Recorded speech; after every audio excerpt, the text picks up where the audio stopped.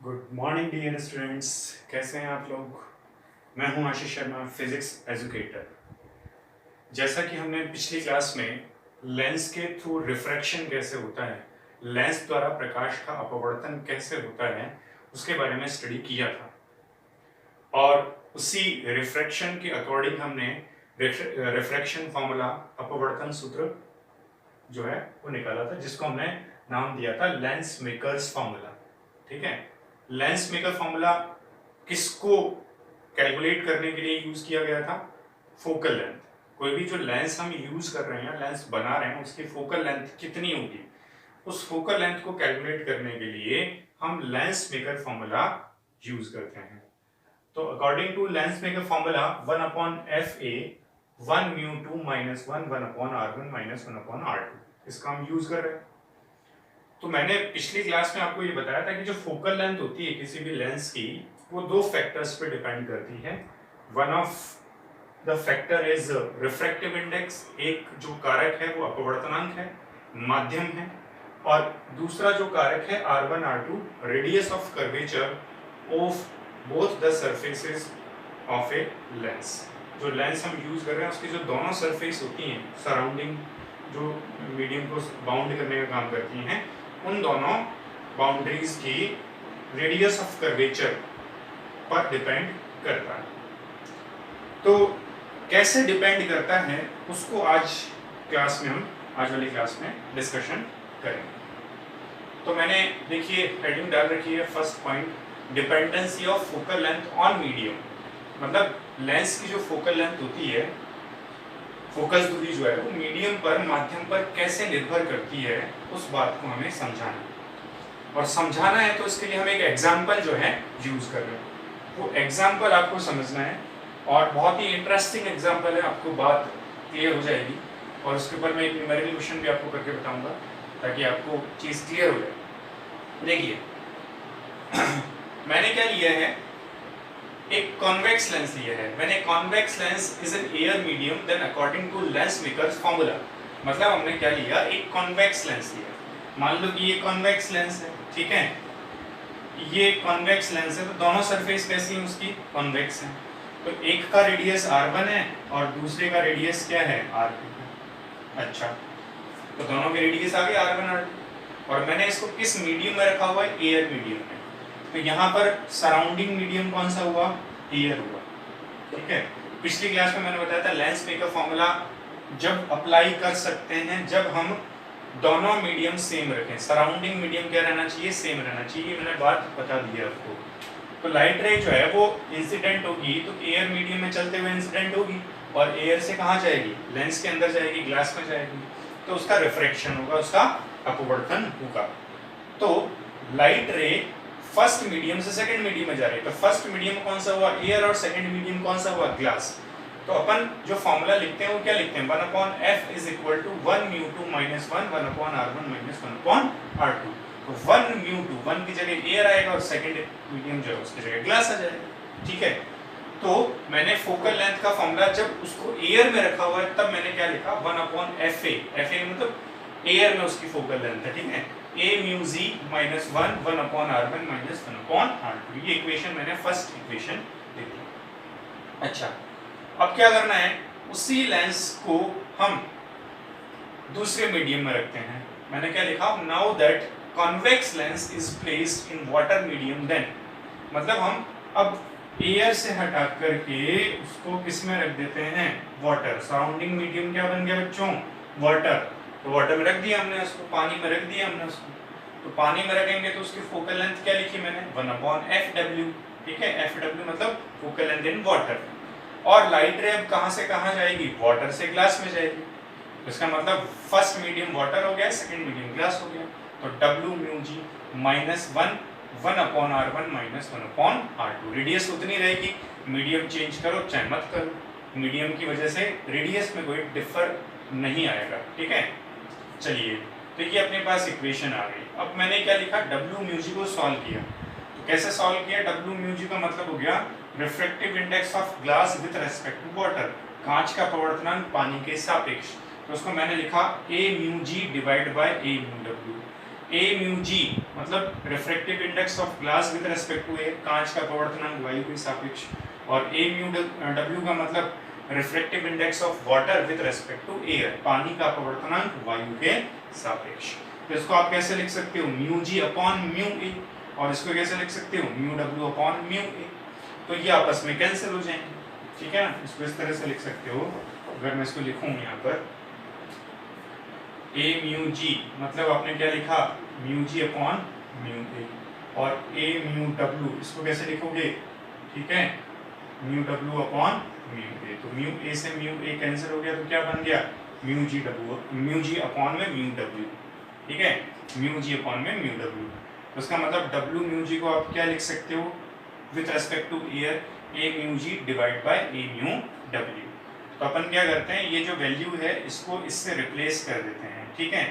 तो अपन ने रिप्लेस कर दिया, 1 upon F W is equal to A mu G divide by A mu W minus 1 upon R one minus 1 upon R two. इस equation को मैं लिख दिया सेकंड इक्वेशन, ठीक है। अब क्या करते हैं, इक्वेशन जो फर्स्ट है उसमें इक्वेशन सेकंड का डिवाइड कर देते हैं। Equation 1 is divided by equation 2। तो 1 अपॉन एफ ए इसका एलएचएस है, इसमें डिवाइड कर दिया इसके एलएचएस का 1 अपॉन एफ डब्ल्यू का, इसका आरएचएस हो गया a mu ji minus 1 upon R one minus 1 upon R two, divide में इसका आरएचएस हो गया a mu ji upon A mu W minus 1 upon R one minus 1 upon R two. तो radius में तो कोई चेंज आएगा नहीं, क्योंकि मीडियम जो है वो उससे मीडियम के चेंज होने से रेडियस जो है वो एक फिजिकल लेंथ है, वो चेंज होगी नहीं, मीडियम पर डिपेंड करेगी नहीं, इसलिए ये दोनों सेम रहेंगे। तो सेम रहेंगे तो ये आपस में कैंसिल हो जाएंगे। कैंसिल हो जाएंगे तो अपने पास इक्वेशन क्या बन गई, इसको आप उल्टा कर लोगे, रिवर्स कर दोगे इसको। तो F W upon F A mu ji minus 1 divide by A mu ji upon में ए म्यू डब्ल्यू माइनस 1 ये जाएगा। और मैं यहाँ से एफ ए को ट्रांसफर कर देता हूँ उस तरफ, तो यहाँ डिवाइड में उधर मल्टीप्लाई में चला जाएगा। तो अपने पास एफ डब्ल्यू क्या आ गया, F W is equal to A mu ji minus 1 divide by A mu ji upon A mu W minus 1 into F A. तो ये अपने पास एक रिलेशन आ गया कि जो वाटर है उसमें फोकल लेंथ एयर के कंपैरिजन में इतने टाइम्स जो है वो चेंज हो जाएगी, ठीक है। एफ डब्ल्यू जो है वो किस मीडियम में फोकल लेंथ होगी, वाटर में, और वो वाटर में जो फोकल लेंथ आ रही है लेंस की वो किसके रेस्पेक्ट में ली जा रही है, एयर के रेस्पेक्ट में, और किस फैक्टर के अकॉर्डिंग ली जा रही है, ए म्यू जी माइनस 1 अपॉन ए म्यू जी डब्ल्यू अपॉन में ए म्यू डब्ल्यू माइनस 1। तो देखो अब इसमें मैं क्या कर रहा हूँ, अलग अलग केसेस कंसिडर कर रहा हूँ, ठीक है, क्या क्या केस पॉसिबल हो सकते हैं और उससे क्या क्या कंक्लूजन निकल करके आएगा, क्या क्या निष्कर्ष उसमें अपन समझा सकते हैं। तो देखिए मैंने फर्स्ट पॉइंट लिखा हुआ है, if A mu ji is greater than A mu W, जो ग्लास का रिफ्रैक्टिव इंडेक्स है वो एयर के रेस्पेक्ट में किससे ज्यादा है, वाटर का refractive index with respect to air, मतलब ग्लास का रिफ्रैक्टिव इंडेक्स वाटर के रिफ्रैक्टिव इंडेक्स से ज्यादा है। होता भी यही है, क्योंकि अपन जानते हैं ए म्यू जी की वैल्यू अगर आप लिखोगे, ए म्यू जी कितना होता है, ए म्यू जी इसकी वैल्यू होती है 3/2 1.5, और ए म्यू डब्ल्यू होता है 4/3 1.33। तो ये तो ज्यादा ही है ना, तो ये ज्यादा इसके कंपैरिजन में तो है, ये अपन देख रहे हैं यहाँ पे। तो a mu ji is greater than A mu डब्ल्यू, then this ratio becomes larger than 1, ठीक है, ग्रेटर देन 1।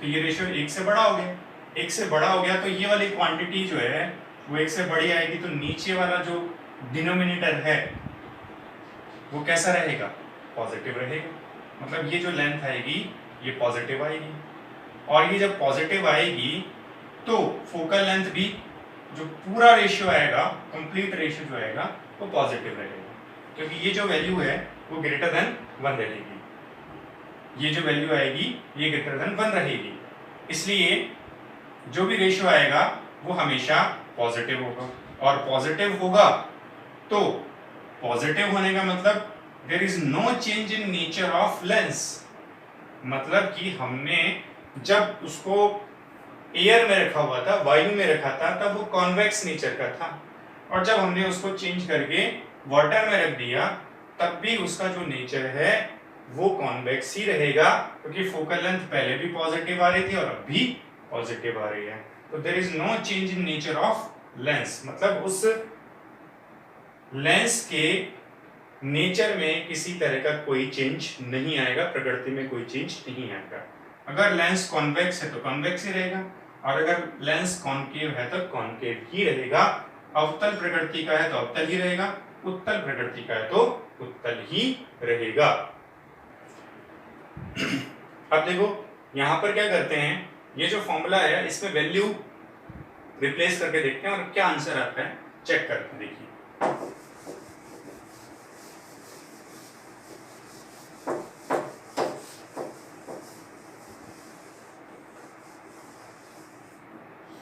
देखो a म्यू जी इसकी वैल्यू होती है 3/2 और a म्यू w इसकी वैल्यू होती है 4/3। ये दोनों वैल्यूज मैं रख देता हूं। तो F W is equal to 3/2 minus 1। a mu g क्या हो गया 3/2 माइनस 1 डिवाइड बाय फिर a म्यू जी 3/2 अपॉन में a mu w 4/3 minus 1 into F a. 3/2 minus 1 करोगे तो 1/2 आएगा, और 3/2 इसको उल्टा करोगे रिवर्स करोगे तो 9/8 हो जाएगा। 3 ऊपर चला जाएगा, 3 into 3 9, 4 into 2 8, 9/8 minus 1 into F A. F W is equal to 1/2 F A divide by 9/8 minus 1 करोगे तो 1/8, मतलब 8/2। इसको उल्टा करोगे 8/2 एफ ए, मतलब क्या हो गया 4FA। बात आई समझ में कि अगर अपन लेंस जो है कॉन्वेक्स नेचर का लेंस है और उसको अपन ने पहले एयर में रखा, एयर में उसकी फोकल लेंथ FA थी, लेकिन जब अपन ने इसको पानी में रखा, पानी में डुबाया, तब उसकी फोकल लेंथ FW हो गई। तो वो FW का FA के साथ क्या रिलेशन आ रहा है कि focal length in water is becomes 4 times of focal length in air. ठीक है, मतलब पानी में जो फोकस दूरी है उस लेंस की, वो वायु में जो फोकस दूरी थी उसका 4 गुना हो गई। अगर एयर में लेंस की फोकल लेंथ 20 सेंटीमीटर थी तो वाटर में कितनी हो गई 80 सेंटीमीटर हो गई। ठीक है, 4 से मल्टीप्लाई। तो अपन ये तो समझना चाह रहे थे कि मीडियम चेंज होने से लेंस की जो फोकल लेंथ है वो किस तरह से चेंज हो जाएगी। तो मीडियम चेंज हुआ तो फोकल लेंथ भी चेंज हो गई। तो बात समझ में आई होगी। तो दो कंक्लूजन अपन को यहां समझ में आए कि अगर ये रेशियो 1 से ग्रेटर आता है तब फोकल लेंथ इन वाटर जो है उसमें किसी तरह का कोई चेंज नहीं आएगा। चेंज मतलब उसके नेचर में चेंज नहीं आएगा। लेंस का जो नेचर है वो जैसा पहले था वैसे ही रहेगा। कॉन्वेक्स है तो कॉन्वेक्स है और कॉन्केव है तो कॉन्केव ही रहेगा, लेकिन उसकी फोकल लेंथ चेंज हो जाएगी। और कितनी हो रही है 4 times of focal length in air. तो बात आ गई होगी समझ में। ये अपना फर्स्ट केस हो गया। अगर मैं सेकंड केस कंसीडर करूं, केस 2 फॉर एग्जांपल, ये अपना केस फर्स्ट है, अब ये केस सेकंड ले रहा हूं मैं। इसका मतलब मैं लिख रहा हूं कि a mu g is less than a mu w। हालांकि ये पॉसिबल नहीं है, लेकिन एक एग्जांपल है। अगर इसकी जगह और कोई मीडियम होता और ऐसी कंडीशन होती तो क्या होता, तो उस बात को समझने की कोशिश कर रहे हैं। तो a mu g is less than a mu w।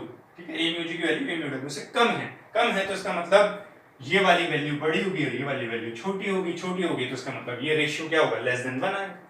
ठीक है, तो मैं क्या लिख सकता हूं a mu g is less a mu g is divide by a mu w is less than 1. This ratio becomes less than 1. That means this denominator value becomes negative. मतलब ये जो वैल्यू है वो कैसी हो जाएगी नेगेटिव हो जाएगी, क्योंकि ये रेशियो क्या हो गया एक से छोटा हो गया, तो ये वैल्यू नेगेटिव आ गई। नेगेटिव वैल्यू आ गई तो उसका मतलब FW जो है वो कैसा आंसर देगा हमें नेगेटिव आंसर देगा। ठीक है, मतलब इस रेशियो को अगर आप रखते हो तो FW कैसा हो जाएगा नेगेटिव हो जाएगा। ये वाली जो वैल्यू है न्यूमरेटर में जो वैल्यू है वो तो हमेशा 1 से बड़ी आएगी, ये तो पॉजिटिव रहेगी। लेकिन ये जो रेशियो आ रहा है ये लेस देन 1 हो गया, और लेस देन 1 होने से डिनोमिनेटर वाली वैल्यू जो है नेगेटिव हो गई तो FW कैसा जाएगा नेगेटिव आ जाएगा। इसका मतलब वाटर में जो फोकल लेंथ है वो कैसी हो जाएगी नेगेटिव हो जाएगी। ठीक है, अगर ऐसा होता तो होगा। इसका मतलब नेचर ऑफ लेंस जो है वो चेंज हो जाएगा। Nature of lens should be changed. जो नेचर है लेंस का वो चेंज हो जाएगा। मतलब कि अगर लेंस कॉन्वेक्स है तो वो किस में कन्वर्ट हो जाएगा, कॉनकेव में कन्वर्ट हो जाएगा, और अगर कॉनकेव है तो वो किस में कन्वर्ट हो जाएगा, कॉन्वेक्स में कन्वर्ट हो जाएगा। तो बात समझ में आ गई होगी, ठीक है। अगर ऐसा होता है तो इसका एक छोटा सा एग्जांपल मैं आपको देता हूं।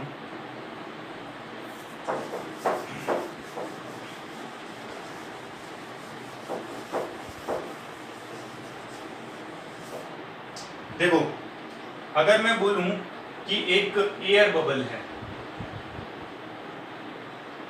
क्या है, एयर बबल है, एयर का बुलबुला है, ठीक है। तो एयर जो बबल है इसकी जो सारी सरफेस बबल है तो स्फीयर के फॉर्म में होगा, स्फेरिकल फॉर्म में है, गोलीय सतह है इसकी। अच्छा, तो ये जो सरफेस है ये कॉन्वेक्स की तरह बिहेव कर रही है, कॉन्वेक्स की तरह बिहेव कर रही है। तो अगर इस पर कोई भी लाइट रे इंसिडेंट होगी तो लाइट रे जो है ये रिफ्रेक्ट होगी, या लेंस है तो लेंस की तरह अगर उसको माने तो ये क्या कर देगा, इन लाइट रेज को कन्वर्ज कर देगा, एक पॉइंट पर कन्वर्ज कर देगा। मतलब अभी इसका जो नेचर है वो कैसा नेचर है, कन्वर्जिंग का नेचर है, कन्वर्जिंग नेचर है इसका। लेकिन हम क्या करते हैं, इसी बुलबुले को, एयर बबल को वाटर में रख देते हैं। कहाँ रख देते हैं, वाटर के अंदर। ये इसके वाटर के अंदर रख दिया मैंने। अब जैसे ही वाटर के अंदर रखा तो वाटर का जो रिफ्रैक्टिव इंडेक्स है वो तो होगा 4/3, और एयर का रिफ्रैक्टिव इंडेक्स कितना होगा, 1 होगा। मतलब अंदर वाला मीडियम, अंदर वाले मीडियम का रिफ्रैक्टिव इंडेक्स बाहर वाले से क्या हो गया, कम हो गया। भाई बात तो यही चल रही है ना कि यहाँ पे मैंने क्या लिखा हुआ है, a म्यू g, मतलब ग्लास का रिफ्रैक्टिव इंडेक्स क्या हो गया, पानी से कम हो गया। तो मतलब ग्लास मतलब लेंस का रिफ्रैक्टिव इंडेक्स है, लेंस का अपवर्तनांक है, और वो किससे कम हो गया, जो उसका सराउंडिंग मीडियम है लेंस का, उस मीडियम से उसका रिफ्रैक्टिव इंडेक्स कम हो गया। तो यही केस चल रहा है यहाँ पर कि ये लेंस है और लेंस का रिफ्रैक्टिव इंडेक्स 1 है और वाटर का रिफ्रैक्टिव इंडेक्स उससे ज्यादा है, 1 से बड़ा है। तो ये कंडीशन आ गई, सेम कंडीशन आ गई। अब जैसे ही इस पर लाइट रे इंसिडेंट हो रही है वाटर के अंदर, तो ये लाइट रेज को क्या कर रहा है, डाइवर्ज कर रहा है, फैला रहा है। अब इसका नेचर कैसा हो गया, डाइवर्जिंग नेचर हो गया। कैसा हो गया बच्चों, डाइवर्जिंग नेचर। मतलब पहले ये कॉन्वेक्स की तरह बिहेव कर रहा था, अब उत्तल की तरह व्यवहार कर रहा था। अब ये किसकी तरह बिहेव कर रहा है, कॉनकेव या अवतल की तरह व्यवहार कर रहा है। मेरी बात समझ में आई होगी। तो एक बड़ा अच्छा क्वेश्चन बन सकता है एग्जाम के अंदर, क्या कि अगर अपन कोई लेंस लें और लेंस का रिफ्रैक्टिव इंडेक्स लेंस के सराउंडिंग मीडियम के रिफ्रैक्टिव इंडेक्स के कंपैरिजन में कम है, लेंस के माध्यम का अपवर्तनांक उसके चारों ओर के माध्यम के अपवर्तनांक से कम है, तो उस लेंस पर क्या प्रभाव पड़ेगा, what will be the effect on the lens. तो इसका मतलब आप क्या लिखोगे कि अगर ऐसा केस होता है तो जो लेंस है उसका नेचर ही चेंज हो जाएगा। अगर वो कॉन्वेक्स है तो वो कॉनकेव की तरह बिहेव करेगा, अवतल है तो उत्तल की तरह, और उत्तल है तो अवतल की तरह, डाइवर्जिंग है तो कन्वर्जिंग की तरह करेगा, कन्वर्जिंग है तो डाइवर्जिंग की तरह करेगा। तो मेरी बात समझ में आई होगी। ये सेकंड केस है। थर्ड केस क्या हो सकता है, देखो बच्चों,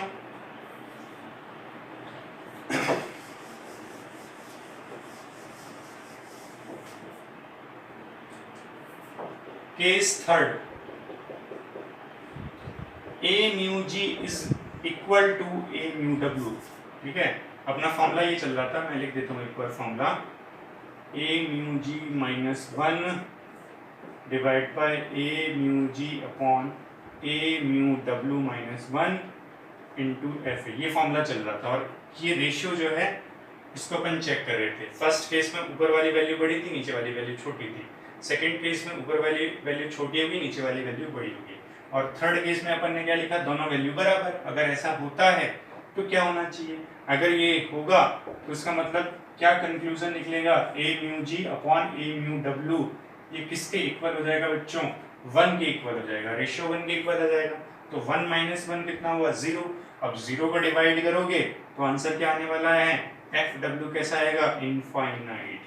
अगर ग्लास का रिफ्रैक्टिव इंडेक्स और वाटर का रिफ्रैक्टिव इंडेक्स सेम हो जाए, हालांकि ऐसा होगा नहीं, केवल एक कंसीडर कर रहे हैं, एक अजम्पशन दे रहे हैं, अगर ऐसा होता तो क्या होता। तो FW कितना आ जाएगा, वाटर में जो फोकल लेंथ है लेंस की वो कितनी हो जाएगी, इनफाइनाइट हो जाएगी, अनंत हो जाएगी। अब इनफाइनाइट फोकल लेंथ क्या कर्वेचर वाले लेंस की हो सकती है? ऐसा लेंस है जिसकी दोनों सरफेस कैसी हैं, कर्वेचर फॉर्म में है, तो इस वाले लेंस के लिए फोकल लेंथ कभी भी इनफाइनाइट हो नहीं सकती है। तो फिर फोकल लेंथ इनफाइनाइट किसके लिए होगी, अगर ये वाली सरफेस प्लेन हो जाए और ये वाली सरफेस प्लेन हो जाए। मतलब ये जो ग्लास लेंस है, ये लेंस जो है वो किसकी तरह बिहेव करने लगेगा, एक ट्रांसपेरेंट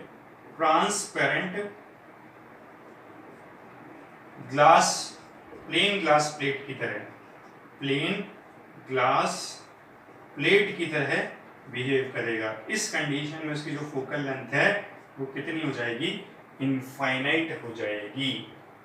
आई बात समझ में। तो तीसरा केस हो गया कि a म्यू जी और a म्यू w अगर ये दोनों सेम क्वांटिटी के हैं तो इन दोनों का रेशियो 1 आएगा, और 1 आएगा तो फोकल लेंथ इनफाइनाइट हो जाएगी, और इनफाइनाइट फोकल लेंथ किसी कर्व लेंस के लिए पॉसिबल नहीं है। इट मींस वो लेंस जो है वो किसकी तरह बिहेव करेगा, एक ट्रांसपेरेंट प्लेन ग्लास प्लेट की तरह है, एक समतल पारदर्शी कांच की प्लेट की तरह है बिहेव करेगा। तो ये 3 केसेस अपन को ही समझा रहे हैं, एक्सप्लेन कर रहे हैं और कंक्लूजन निकाल रहे हैं कि किस तरह से एक फोकल लेंथ मीडियम पर डिपेंड कर सकती है। तो उम्मीद करता हूं जो मैंने एग्जांपल दिए आपको बात समझ में आई होगी। अब अपन दूसरा फैक्टर लेके चलते हैं। दूसरा फैक्टर मैंने क्या कहा था कि फोकल लेंथ एक तो मीडियम पे डिपेंड करती है और किस पे डिपेंड करती है, रेडियस ऑफ कर्वेचर पे, रेडियस ऑफ कर्वेचर या वक्रता त्रिज्या पर निर्भर करती है। तो कैसे करती है, देखो इस बात को समझते हैं अपन।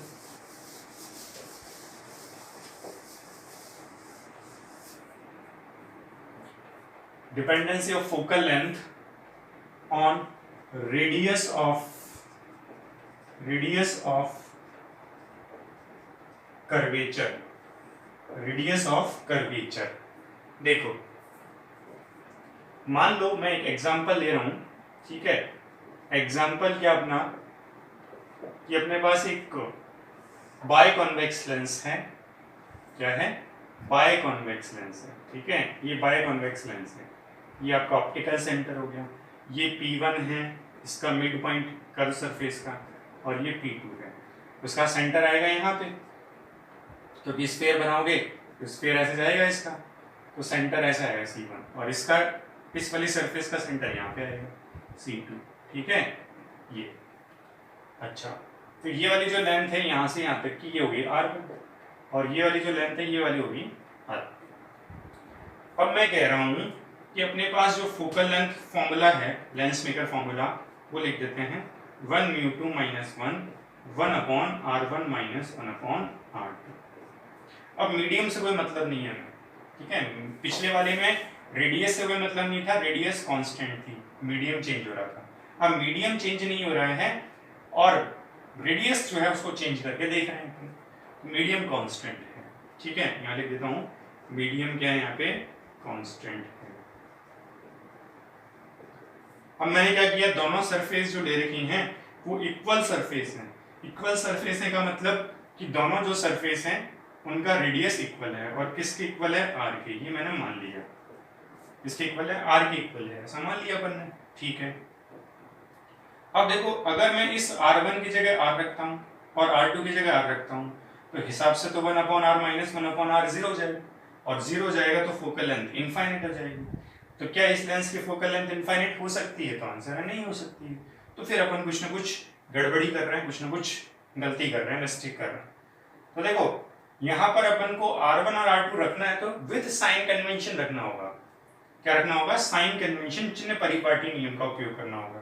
तो कोई भी लाइट रे ऐसे इंसिडेंट हो रही है, ऐसे इंसिडेंट हो रही है तो अपन इस डायरेक्शन में चलेंगे तो जो इस डायरेक्शन में लेंथ आएगी वो पॉजिटिव आएगी, और अपोजिट चलेंगे तो नेगेटिव आएगी। तो देखो R1 तो इसी तरफ ले रहे हैं ना अपन, R1 इसी तरफ ले रहे हैं तो R1 कैसा होगा, पॉजिटिव R होगा, ठीक है। और R2 कैसा होगा, नेगेटिव R होगा। इसलिए R1 को अपन को क्या लिखना होगा, प्लस R, और R2 को अपन को क्या लिखना होगा, माइनस R, ठीक है। अब मैं वैल्यू रख देता हूँ यहाँ पे, तो 1/f is equal to 1 μ2 minus 1 R1 की जगह प्लस R लिखना है, माइनस फिर 1/-R2, तो -R2 की जगह -R आएगा। अब ये माइनस माइनस क्या होगा, कैंसिल होकर के यहाँ प्लस हो जाएगा, और 1/R और 1/R ऐड करोगे तो आपके पास में क्या आंसर आएगा, 1 μ2 माइनस 1 2/R ये आ जाएगा। अब आप देख रहे हो कि 1/f 1 μ2 माइनस 1 इंटू 2/R के इक्वल आ रहा है। इसका मतलब फोकल लेंथ और रेडियस ऑफ कर्वेचर क्या हो गए, डायरेक्टली प्रोपोर्शनल हो गए।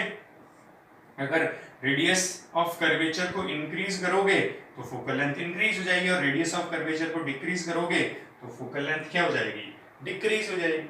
तो फोकल लेंथ किसके प्रोपोर्शनल होगी, रेडियस ऑफ कर्वेचर के वक्रता त्रिज्या के समानुपाती हो गई। अच्छा, एक पॉइंट और निकल करके आता है यहाँ पे, ये जो क्वांटिटी आ रही है 2/R, ठीक है, ये क्वांटिटी कैसी है, पॉजिटिव क्वांटिटी है। कैसी है, पॉजिटिव क्वांटिटी है। और ये वाली जो क्वांटिटी आएगी ये हमेशा 1 से ग्रेटर ही आएगी, तो ये पॉजिटिव ये भी पॉजिटिव, इसका मतलब फोकल लेंथ कैसी आ रही है, पॉजिटिव आ रही है। और फोकल लेंथ पॉजिटिव होती है कौन से लेंस के लिए, फोकल लेंथ पॉजिटिव होती है कॉन्वेक्स लेंस के लिए। किस लेंस के लिए फोकल लेंथ पॉजिटिव होगी, कॉन्वेक्स लेंस के लिए, क्योंकि आंसर पॉजिटिव आ रहा है पूरा, और पॉजिटिव आ रहा है तो अपन ने यहाँ पे कौन सा लेंस यूज किया हुआ है, कॉन्वेक्स लेंस। तो हमेशा ये ध्यान रखो, उत्तल लेंस जो होता है उसकी फोकस दूरी हमेशा धनात्मक होती है, कॉन्वेक्स लेंस की फोकल लेंथ हमेशा पॉजिटिव होती है। अगर मैं इसकी जगह मान लो कि बाय कॉनकेव लेंस लेता, कैसा लेंस लेता, बाय कॉनकेव, ठीक है, ये मैंने कॉनकेव लेंस लिया, तो ये आपका ऑप्टिकल सेंटर हो गया, ये ऑप्टिकल सेंटर हो गया, ये फर्स्ट सरफेस है तो इसका मिड पॉइंट P1 है, इसका स्फीयर बनाओगे तो स्फीयर ऐसे आएगा, स्फीयर ऐसे आएगा तो सेंटर भी यहाँ पे आएगा, तो रेडियस ऑफ कर्वेचर इस तरफ लेना होगा R1, और इसका स्फीयर बनाओगे तो ऐसे बनेगा, ऐसे करके, और इसका ये मिड पॉइंट है P2, और इसका सेंटर ऑफ कर्वेचर यहाँ पे आएगा, तो रेडियस लोगे तो इस तरफ आएगा। अब मान लो कि मैं कह रहा हूँ कि जो लाइट रे है वो इस तरह से इंसिडेंट हो रही है, इंसिडेंट हो रही है तो R1 कैसा होगा, -R होगा, क्योंकि R1 इस तरफ ले रहे हो, लाइट रे इधर जा रही है, लाइट रे के अपोजिट ले रहे हो, तो साइन कन्वेंशन के अकॉर्डिंग R1 नेगेटिव R आएगा, और R2 कैसा आएगा, तो R2 इधर ले रहे हो, लाइट रे भी इधर जा रही है, तो R2 कैसा आएगा, पॉजिटिव R आएगा, ठीक है। अब आप ये जो वैल्यूज आई हैं उनको यहाँ रख दो, तो 1/f is equal to 1 μ2 minus 1/R1 minus 1/R2, ठीक है। R1 की जगह आपको क्या लिखना होगा, नेगेटिव R, और R2 की जगह क्या लिखना है, पॉजिटिव R। तो देखो -1/R माइनस 1/R, इन दोनों को जोड़ोगे, ऐड करोगे तो क्या आएगा, 1 μ2 माइनस 1 माइनस 2/R, ठीक है। तो यहाँ से भी क्या कंक्लूजन निकल रहा है कि फोकल लेंथ किसके प्रोपोर्शनल है, रेडियस ऑफ कर्वेचर के प्रोपोर्शनल है। रेडियस ऑफ कर्वेचर इंक्रीज करोगे तो फोकल लेंथ इंक्रीज हो जाएगी, रेडियस ऑफ कर्वेचर डिक्रीज करोगे तो फोकल लेंथ डिक्रीज हो जाएगी। अच्छा, दूसरी बात, यहाँ पर ये जो रेशियो आ रहा है, ये रेशियो कैसा आ रहा है, नेगेटिव रेशियो आ रहा है, कैसा आ रहा है, नेगेटिव रेशियो आ रहा है। यहाँ पे देखो ये वाला रेशियो कैसा आ रहा था, पॉजिटिव, और ये वाला रेशियो कैसा आ रहा है, नेगेटिव, और ये वाली वैल्यू तो हमेशा 1 से बड़ी आएगी, 1 से बड़ी आएगी तो मतलब पॉजिटिव आएगा। इसका मतलब जो फोकल लेंथ आ रही है वो कैसी आ रही है, नेगेटिव फोकल लेंथ आ रही है, और नेगेटिव फोकल लेंथ कौन से लेंस के लिए आ रही है, कॉनकेव लेंस के लिए आ रही है। तो दो बातें अपने पास समझ में आ रही हैं, क्या कि फोकल लेंथ एक तो रेडियस ऑफ कर्वेचर के प्रोपोर्शनल हो गई, समानुपाती हो गई, और दूसरी बात, अगर कॉन्वेक्स लेंस है तो उसकी फोकल लेंथ हमेशा पॉजिटिव आएगी, और कॉनकेव लेंस है तो हमेशा उसकी फोकल लेंथ नेगेटिव आएगी। अब मान लो मैं इसमें एक और एग्जांपल लेता हूं, छोटा सा एग्जांपल और लेता हूं, देखो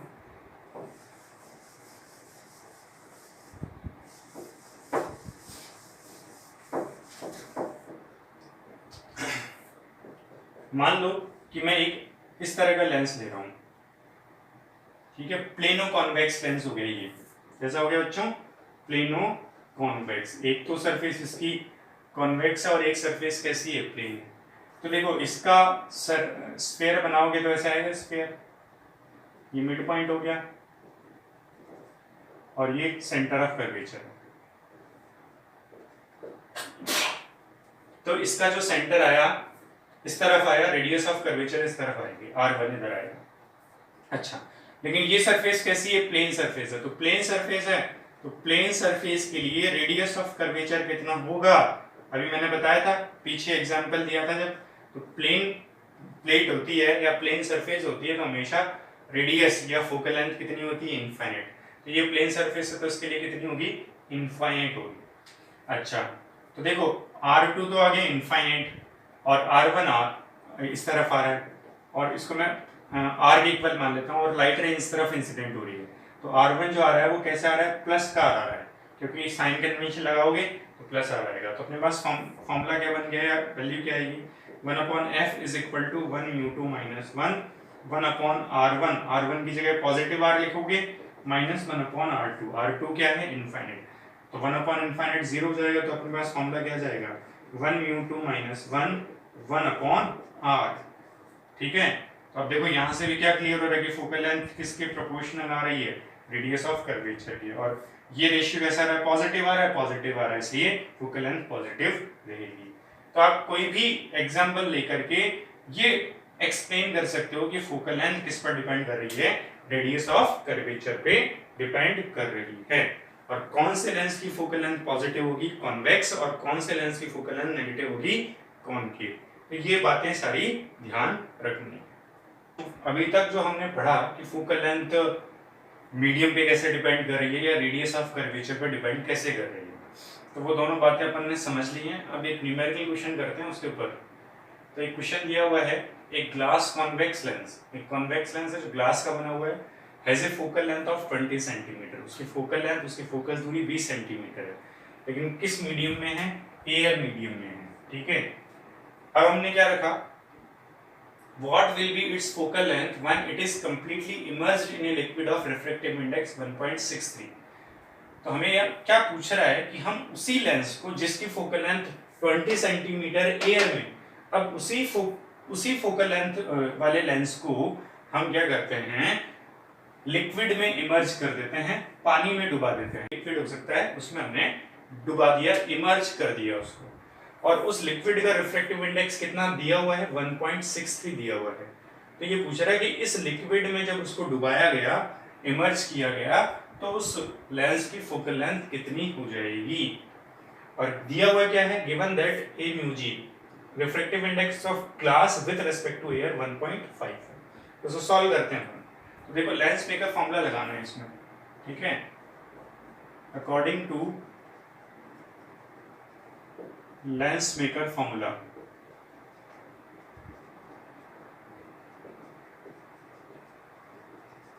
तो क्या लिखोगे बच्चों, 1/f is equal to 1μ2 minus 1/r1 minus 1/r2।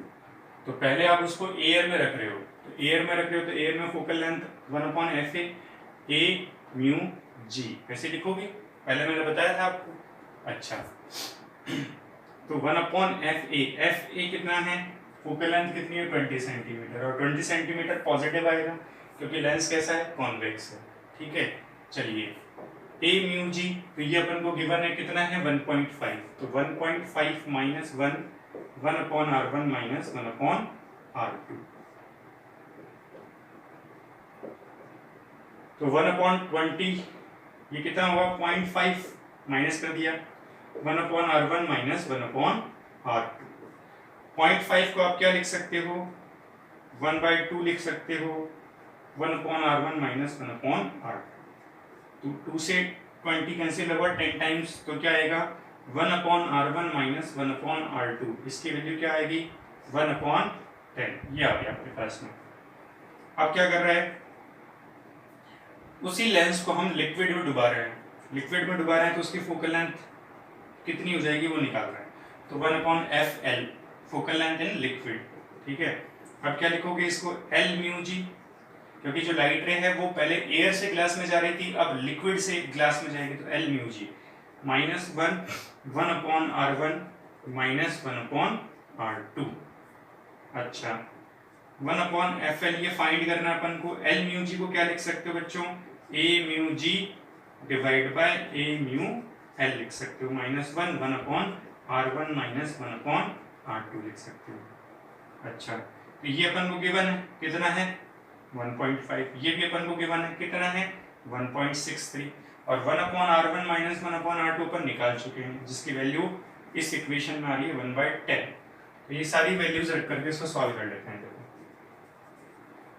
1/FL is equal to 1.5 divide by 1.63, ठीक है। ए म्यू जी 1.5 और लिक्विड का है रिफ्रैक्टिव इंडेक्स एयर के रेस्पेक्ट में 1.63 माइनस 1/R1 माइनस 1/R2 को क्या लिखोगे 1/10। एलसीएम ले लो इसको, 1/FL is equal to 1.5 minus 1.63 divide by 1.63 into 1/10। तो 1.5 में से 1.63 जाएगा, कितना आएगा बच्चों 0.13 डिवाइड बाय 1.63 का मल्टीप्लाई कराओगे तो 16.3, n से मल्टीप्लाई करा दिया तो 16/3। तो FL कितना जाएगा बच्चों, इसको सॉल्व करोगे तो 16। अच्छा ये देखो 1.5 माइनस 1.63 करोगे तो नेगेटिव की वैल्यू आएगी, क्योंकि ये वैल्यू बड़ी है इससे 1.5 से, इससे नेगेटिव में आएगा। इसको उल्टा कर लो तो 16.3 डिवाइड बाय 0.13 ये माइनस, तो कितना आएगा FL is equal to minus 16.3 divide by 0.13। इसको सॉल्व करोगे तो FL आएगा 125.4 सेंटीमीटर, और नेगेटिव में आ रहा है, तो फोकल लेंथ नेगेटिव में आ रही है। और नेगेटिव फोकल लेंथ कौन से लेंस की होती है, कॉन्वेक्स लेंस की, सॉरी कॉनकेव लेंस की। अपने पास लेंस कौन सा था, कॉन्वेक्स। अब वो कॉन्वेक्स लेंस जो है वो किस में कन्वर्ट हो गया, कॉनकेव लेंस में कन्वर्ट हो गया, ठीक है। जो कन्वर्जिंग लेंस था, कन्वर्जिंग लेंस जो था वो किस में कन्वर्ट हो गया, डाइवर्जिंग लेंस में कन्वर्ट हो गया, डाइवर्जिंग लेंस में कन्वर्ट हो गया।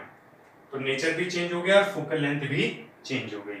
तो ये एग्जांपल हो गया कि अपन को एक्सप्लेन कर रहा है कि किस तरह से मीडियम चेंज करने से फोकल लेंथ और नेचर लेंस के लिए चेंज हो जाते हैं, ठीक है।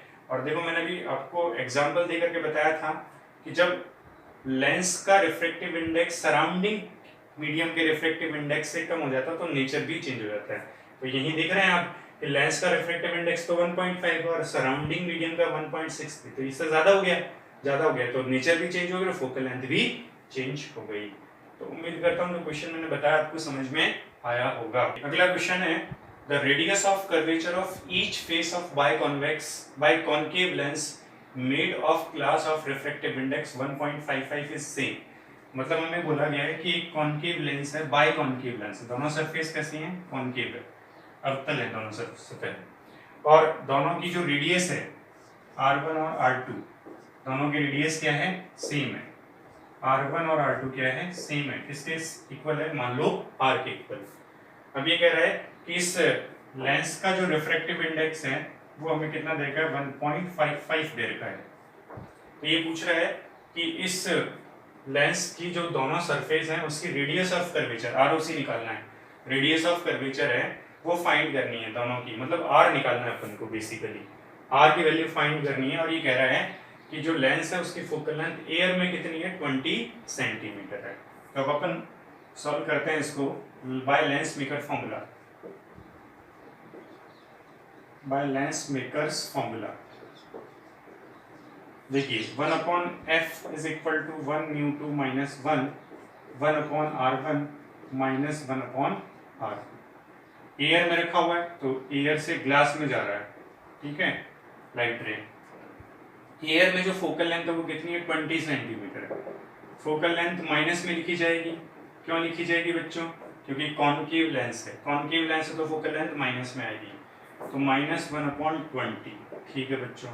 ए म्यू जी, तो ए म्यू जी अपन को दे रखा है refractive index of glass with respect to air, वो कितना दे रखा है 1.53, ये -1। फिर 1/R1, तो देखो R1 आएगा इस तरफ, R1 आएगा इस तरफ और लाइट रे इंसिडेंट हो रही है इस तरफ, तो R1 कैसा लिखा जाएगा, -R लिखा जाएगा, और R2 आएगा इस तरफ, लाइट रे भी इधर जा रही है तो R2 कैसा आएगा, +R लिखा जाएगा। तो 1/R1, R1 की जगह -R लिखता हूँ और R2 की जगह +R लिखता हूँ, ठीक है बच्चों। तो देखो -1/20, 1.55 -1 करोगे तो कितना आएगा 0.55। ठीक है बच्चों, और R1 -1/R -1/R ऐड करोगे तो कितना आएगा -2/R। ठीक है, तो माइनस माइनस हो गया कैंसिल, 1/20 इज इक्वल टू 0.55 का 2 से मल्टीप्लाई कराओगे तो कितना आएगा 1.10 डिवाइड बाय R। तो R की वैल्यू क्या जाएगी 1.10 इंटू 20, इसका मल्टीप्लाई कराओगे तो R कितना जाएगा 22 सेंटीमीटर। ये आंसर आ गया आपका। तो इसका मतलब इस सरफेस की जो रेडियस ऑफ कर्वेचर होगी वो -22 सेंटीमीटर आएगी और उस सरफेस की रेडियस ऑफ कर्वेचर +22 सेंटीमीटर आएगी। तो इस तरह से focal length radius of curvature पे डिपेंड करती है। तो उम्मीद करता हूं जो मैंने क्वेश्चन समझाया वो आपको समझ में आया होगा। पहले मीडियम के अकॉर्डिंग क्वेश्चन बताया और अब रेडियस ऑफ कर्वेचर के हिसाब से क्वेश्चन बताया। तो आज वाली क्लास में हमने ये समझा कि फोकल लेंथ मीडियम पर और रेडियस ऑफ कर्वेचर पर कैसे डिपेंड करती है। उम्मीद करता हूँ जो बात मैंने समझाई है वो आपको समझ में आई होगी। अपने घर पर जो भी मैंने आज समझाया उसको एक बार रिवाइज करें, प्रैक्टिस करें, न्यूमेरिकल क्वेश्चंस ट्राई करें। तो आज के लिए इतना ही, धन्यवाद।